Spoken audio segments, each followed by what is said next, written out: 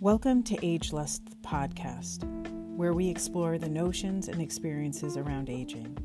Sometimes the conversation is spicy, sometimes scientific, and a lot of times sassy. While we try and avoid bad words like should, a warning, the F-bomb will probably drop throughout. Every episode we'll hear from experts, pioneers, and everyday people to spark conversations and ignite passions between generations. Most of all, this is a podcast about getting wiser while taking the pressure off. I'm Jessica, a board-certified family nurse practitioner.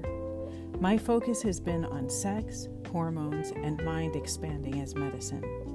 I am also a certified menopause provider with the North American Menopause Society, and I run a group called Agelust Labs.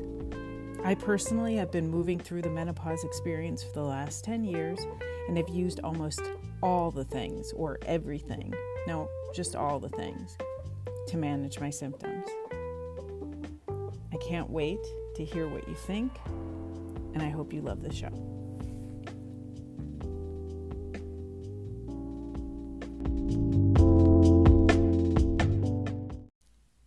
All right, first I want to say Happy New Year. You made it through at least 2 full days, maybe 3 days of 2023. And the past 365 days, really, let's more than that, double, triple, I don't know, do the math, have been full of challenges, successes. They've been boredom filled, laughter, rage, hopefully some orgasms, losses, gains. Maybe you gained some weight, maybe you gained some muscle, maybe you made some money, lost some money. It's been all of those things. And now we've just finished kind of a day one of a cycle. So I want to start this podcast and I want to start this conversation by talking about the beginning and the end. The beginning and the end. So both. And the easiest way to talk about that, or not the easiest way, but one way to talk about that is to talk about menopause. So before you click this off and say, okay, I'm not listening to this. That shit is a real drag. And I do not want to hear about hot flashes. I may have some info for you. I may have something about menopause that you didn't know, or maybe shocking.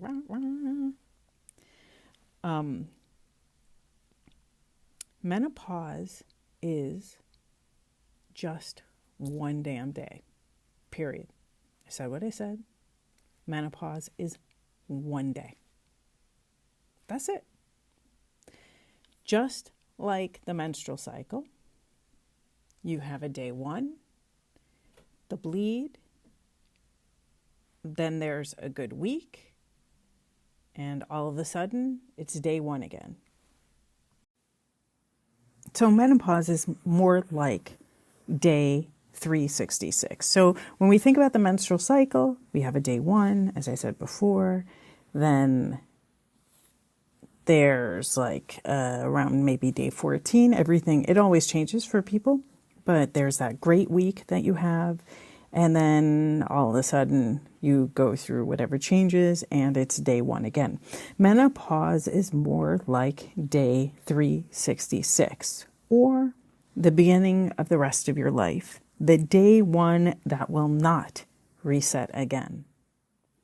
That's why you have to know that menopause is just one damn day. So when you think about and you hear about menopause lasting 10 years, it's not really true because it's one day. It is the day that you have had 365 consecutive days without a period, no spotting, no period adjacent activity, no bleeding for 365 days. So a lot of times you might hear a friend say, I'm going through menopause And 10 months, no period, and then I started bleeding. You haven't hit that day. So menopause, again, is talked about this long process, something that we're going through. I even use that in the intro, and I talk about it this way as well, because that's how we in North America discuss this part of life. So I'm going to ask you to just take a minute and think about the word menopause, the term menopause. So what does it bring up for you?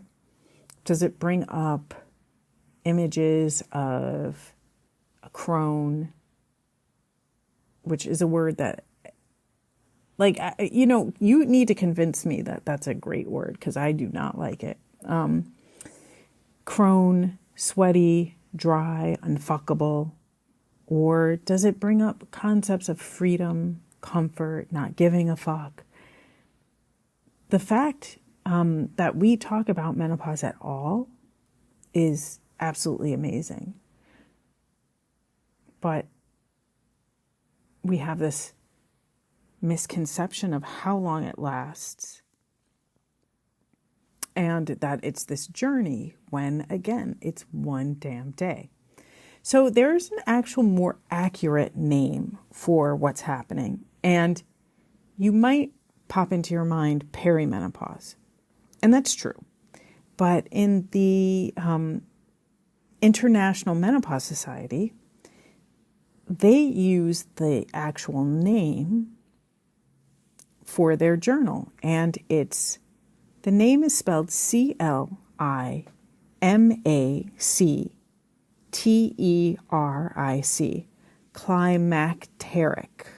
Climacteric.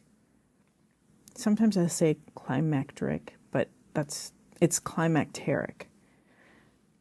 And that's defined as extreme and far-reaching implications or results. That's from Oxford Languages. So if you Google that word, climacteric, Climacteric, that might be what pops up.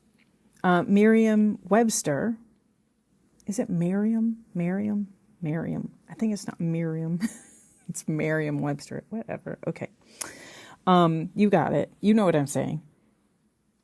Defines it as, or more specifically, the etymology of the word is critical point or rung of a ladder. But it can also be defined in terms of human and hormones. So that's pretty much a direct quote. And I'm going to read another quote.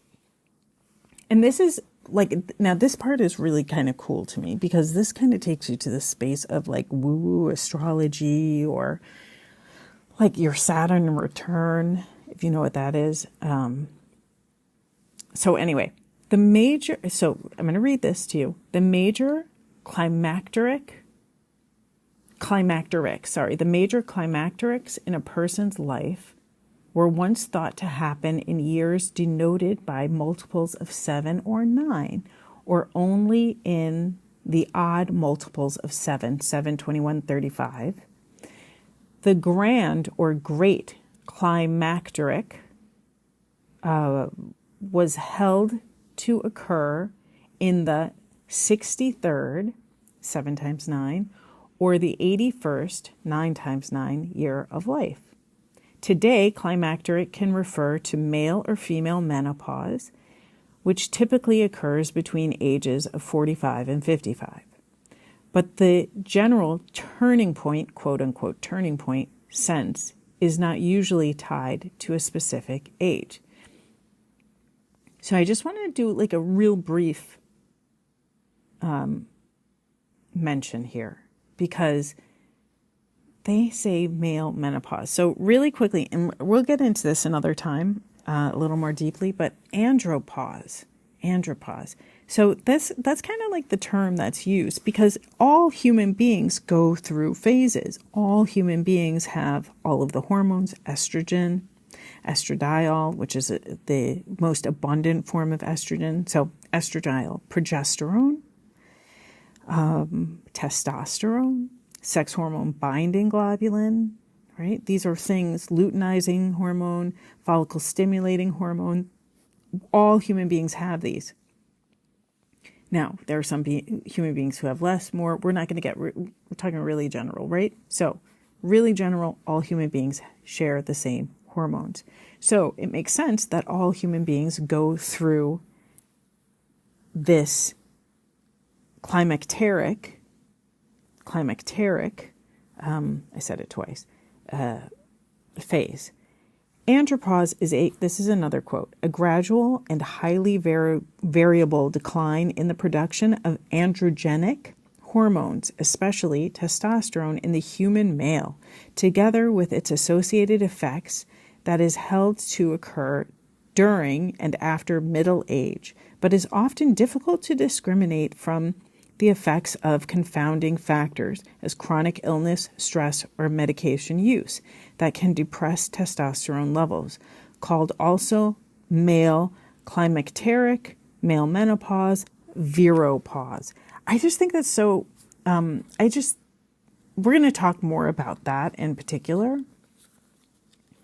Hormones, testosterone starts to drop in male-bodied folks around the age of 30, on average 1% a year. So by the time they're 60, they've lost 30% of their testosterone. Super, super interesting. I probably will do an episode on testosterone, but I just wanted to bring that up. Just a little caveat. But let's get back to climacteric. So I love that term. I love that idea of this journey that we go through, this turning point. And also this idea of rungs on a ladder, right? Rung of a ladder. That is the etymology, the rung of a ladder. So where are we climbing? I also like climacteric or climacteric. If somebody knows exactly how to, I wonder if it's one of those words where you can say it like different ways. Anyway. I used to, side note, I used to do dialect coaching in film, but whatever. We'll talk about that another time. So I should know. Shame on me, but whatever. What the fuck? Who cares? I like this term because it's so close to the word climax, right? Climax, another word for orgasm, which for most of us is associated with pleasure. And who doesn't want more pleasure in their life? So, climacteric is a journey. Menopause is one damn day. Perimenopause, which is that term of this space that you start to, there's early and late perimenopause. So perimenopause would be where the periods are getting heavier, they're spacing out more. So it could be a change of cycle by 7 days or a change of cycle by more than 90 days, 60 to 90 days. And in that case, we're talking about early and late perimenopause. And climacteric and perimenopause really go hand in hand.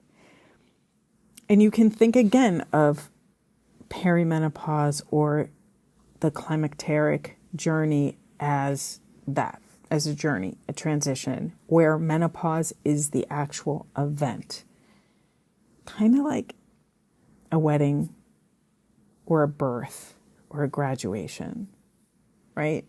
It's the marriage that's the journey afterwards, or the breastfeeding, or I guess that doesn't really make too much sense because like those are journeys.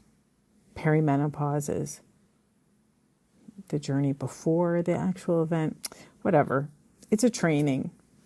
Yeah, that's what it is. It's like fucking training for a marathon, which I will never do. I will never do that.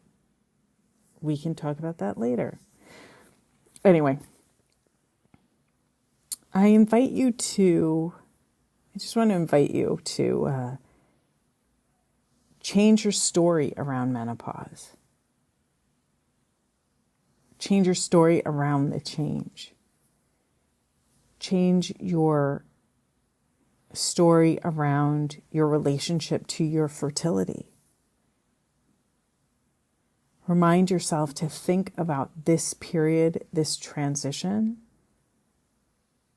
as a ladder of ascension, moving toward a climaxing turning point. And looking forward to the Agelust, or being in Agelust for what is to come. The great climacteric ages of 63 and 81, maybe. Anyway, thank you for listening. I hope this takes some pressure off. And if you enjoy